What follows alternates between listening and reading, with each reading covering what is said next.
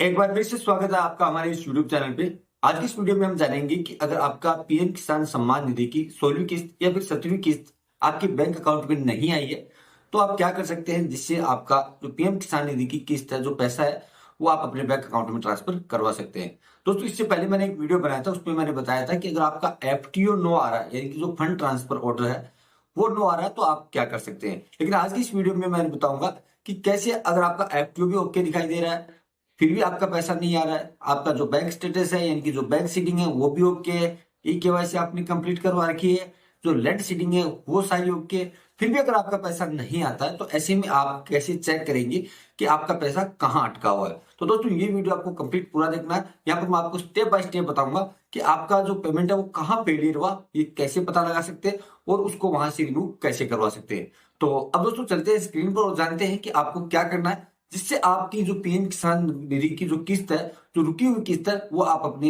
Bank account में transfer करवा सकते हैं। तो चलिए अब चलते हैं स्क्रीन। दोस्तों, जैसा कि आप स्क्रीन पे देख रहे हैं, सबसे पहले आपको चेक करना होगा कि आपका पीएम किसान निधि का जो अकाउंट है उसका स्टेटस क्या है। तो यहाँ पे देखिए, क्रो योर स्टेटस, यानी कि आपका जो स्टेटस है वो आप चेक कर सकते हैं। रजिस्ट्रेशन नंबर और यहाँ पर कैप्चा कोड फिल करना है। इसके बारे में मैं बहुत पहले वीडियो बना चुका हूँ, तो ये आप आसानी से सर्च कर सकते हैं। क्रो योर रजिस्ट्रेशन, यानी कि आपका रजिस्ट्रेशन नंबर आपको नहीं पता है तो यहाँ पर आइए और आधार मोबाइल नंबर से आप अपना रजिस्ट्रेशन नंबर चेक कर सकते हैं। अब दोस्तों, आपका जो रजिस्ट्रेशन जो स्टेटस है वो सब कुछ ओके है। आपकी जो लैंड सीडिंग है वो ओके है, आपकी बैंक सीडिंग है वो ओके है, ई केवाईसी आपने कंप्लीट कर दी, एफडी है वो भी ओके है। तो आपको कैसे जानना है, तो अब दोस्तों आपको क्या करना होगा, प्रधानमंत्री द्वारा एक और वेबसाइट है जिससे जितना भी आपका पीएम किसान निधि का पैसा ट्रांसफर होता है, आपको उस वेबसाइट पे आना है और वहां पर आपका चेक करना है कि आपका जो पैसा वो कहाँ रुका हुआ है। तो कई बार क्या होता है कि पैसा सरकार द्वारा ट्रांसफर कर दिया जाता है, लेकिन बैंक में कोई प्रॉब्लम होने के कारण, सर्वर में कोई प्रॉब्लम होने के कारण, या फिर कुछ मिसअंडरस्टैंडिंग होने से आपका पैसा रुक जाता है। तो उसके लिए वेबसाइट है पीएफएमएस, यानी जो प्रधानमंत्री डायरेक्ट फंड ट्रांसफर है, जो आधार कार्ड से पेमेंट आता है, वो इस वेबसाइट के थ्रू आता है। तो यहाँ पर इसकी डिटेल आपको मिल जाएगी। हमने पीएफएमएस सर्च किया, सर्च करने के बाद जो पहला पेज है इसको आपको ओपन कर लेना है। तो यहाँ पर हमने पीएमएफ की जो वेबसाइट है उसको ओपन कर लिया है। अब आपको क्या करना है, आपको अपने जो किसान निधि है उसका पैसा आपका कहाँ रुका है, तो वो चेक करने के लिए यहाँ पे देखिए एक पेमेंट स्टेटस का ऑप्शन आता है, यहाँ पर आपको क्लिक करना है। अब आपका जैसे कि पीएम किसान निधि का है, तो आपको यहाँ पे देखिए डीबीटी ट्रांसफर, यानी कि आपका जो पैसा है वो आधार कार्ड के थ्रू आता है, डायरेक्ट फंड बेनिफिट ट्रांसफर के थ्रू। तो यहाँ पर आपको क्लिक करना है। अगर नरेगा का हो तो भी आप यहाँ पे चेक कर सकते हैं। तो हम जैसे ही डीबीटी पे क्लिक करते हैं, तो यहाँ पर एक पेज ओपन होता है, उसमें आपको आपकी जो डिटेल्स हैं वो आपको फिल करनी है। आपको आपका जो पैसा है वो किस कारण से मिल रहा था वो आपको यहाँ पे सारी डिटेल फिल करनी है। तो देखिए, यहाँ पर पेज ओपन हो चुका है और यहाँ पर सबसे पहले आपको कैटेगरी सिलेक्ट करनी है कि आपका जो पैसा है वो किसके लिए है, आपके अकाउंट में आना था। तो यहाँ पीएम किसान जो योजना है उसके रिगार्डिंग आपका पैसा आना था। डीबीटी स्टेटस, यानी कि बेनिफिशियरी वैलिडेशन या फिर पेमेंट किसके लिए, तो आपका पेमेंट के लिए है। तो आपको पेमेंट के लिए क्लिक करना है और उसके बाद आपको यहाँ पर आपके जो रजिस्ट्रेशन नंबर है, अभी हमने चेक किए थे कि आपको जो पीएम किसान निधि स्टेटस वेबसाइट है उस पर आपको चेक करने हैं। तो यहाँ पर आपको रजिस्ट्रेशन नंबर लगा देने हैं।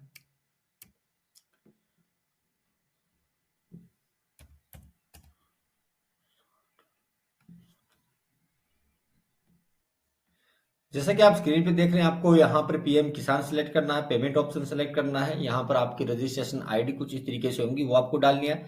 इंटर बेनिफिशियरी कोड आपके पास नहीं होंगे तो आपको यहाँ पे इसे खाली छोड़ देना है। अब उसके बाद क्या करना है, यहाँ पर ये जो कैप्चा कोड है वो एग्जैक्ट फिल करना और सर्च पे क्लिक कर देना है। तो देखिए, यहाँ पर हमने जैसे ही अपनी डिटेल्स फिल की, उसके बाद यहाँ पे एक पेज ओपन हो जाता है। नीचे की तरफ आपको स्क्रॉल डाउन करना है। यहाँ पर आपको यहाँ पर जो आपको यहाँ पे दिखाई दे रहा है पेमेंट सक्सेस, यानी कि ये जो आपको यहाँ पे दिखाई दे रहा है ये आपकी पेमेंट की सारी डिटेल यहाँ पर आपको दिखाई देगी। अब अगर आपके बैंक अकाउंट में ट्रांसफर हो गया तो यहाँ पर आपको वो बैंक अकाउंट भी ट्रांसफर आप जिसमें आपका पैसा आया वो भी आपको यहाँ पे दिखाई देगा और ये यहाँ पर डेट आपको दिखाई देगी। अब दोस्तों, क्या होता है कि आपका जो पीएम किसान निधि का जो किस्त का पैसा है वो किसी एक अकाउंट में आ रहा था हमेशा से, फिर आपने कोई नया अकाउंट ओपन किया और उस टाइम उसमें आपने अगर डीबीटी सिलेक्ट कर लिया तो हो सकता है आपका अकाउंट नंबर भी चेंज हो गया होगा। तो आप उसमें भी चेक कर सकते हैं। अब यहाँ पर अगर आपका पेमेंट स्टेटस ओके दिखा रहा है, फिर भी अगर आपका पैसा नहीं आया, तो आपको क्या करना है। अब दोस्तों, यहाँ पर अगर आपका पैसा आपको दिखाई दे रहा है या फिर आपको यहाँ पे नहीं दिखाई दिया, तो आपको क्या करना है कि एक जो भारत सरकार है उसके द्वारा यहाँ पर जितने भी पीएम किसान निधि के जो लाभार्थी हैं उनके लिए एक वेबसाइट है, पीएम किसान निधि।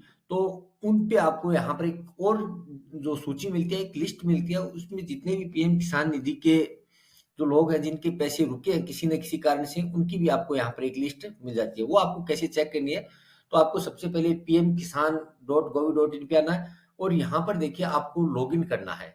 तो यहाँ पे देखिए जो लॉगिन करना, एक्सटर्नल लॉगिन करना है, यानी आपको सीएससी लॉगिन करना होगा। अब अगर आपके पास में सीएससी आईडी नहीं है तो आप सीएससी से जाकर आपकी जो लिस्ट है वो निकलवा सकते हैं।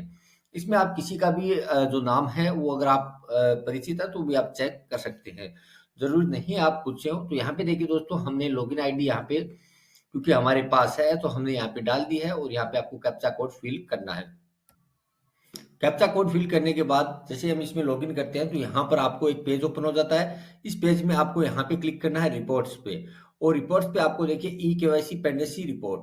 तो यहाँ पर जितने भी पीएम किसान निधि के किसान हैं उनकी जो पेंडेंसी रिपोर्ट है वो आपको यहाँ पे दिखाई देगी। तो आपको क्या करना है, आपका स्टेट सेलेक्ट करना है, डिस्ट्रिक्ट सेलेक्ट करना है, और आप रूरल या अर्बन जहाँ से भी है वो आपको सिलेक्ट कर लेना है, यानी रूरल मतलब ग्रामीण या फिर शहरी। और यहाँ पर आपको सब लिस्ट सेलेक्ट करनी है, यानी कि जो आपकी तहसील है वो सिलेक्ट कर लेनी है। ब्लॉक सेलेक्ट करना है तो यहाँ पे सेम है तो मैं रतनगढ़ फिर से फिल कर देता हूँ, और यहाँ पे आपका कोई भी एक गांव आपको सिलेक्ट कर लेना है। तो यहाँ पे हमने सब कुछ सिलेक्ट कर लिया। हम जैसे गेट डाटा पे क्लिक करते हैं तो यहाँ पर पीएम किसान निधि के उन किसानों की एक लिस्ट आ जाती है जिनका पेमेंट नहीं किया गया, यानी कि भारत सरकार द्वारा उनका पेमेंट रोक लिया गया। यहाँ पे देखिए पूरी डिटेल यहाँ पर आपको फार्मर नेम, फादर नेम और एड्रेस, और उसके बाद यहाँ पर उसके मोबाइल नंबर भी दिए हुए हैं। यानी कि जो सीएससी मित्र हैं वो उनको फोन करके उनकी ई केवाईसी के लिए बोल सकते हैं, या फिर जो भी प्रॉब्लम रही उनके अकाउंट में वो ठीक करवा सकते हैं।